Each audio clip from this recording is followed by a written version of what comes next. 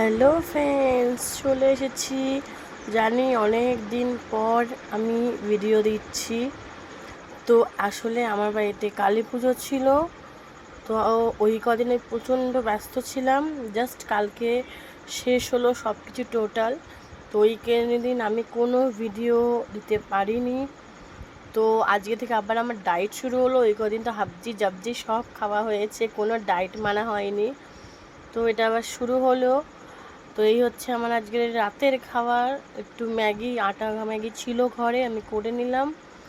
আর একটু স্যালাড, গলা শুনে বুঝতেই পার ঠান্ডা লেগে গেছে প্রচণ্ড।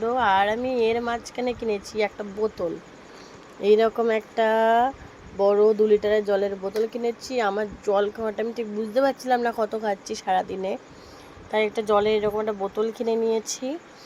তো যাই হোক, তোমরা জানোই এই কদিন দিতে পারিনি, তার জন্য সরি। তো যাই হোক, চলো আজকের মতো তাহলে টাটা।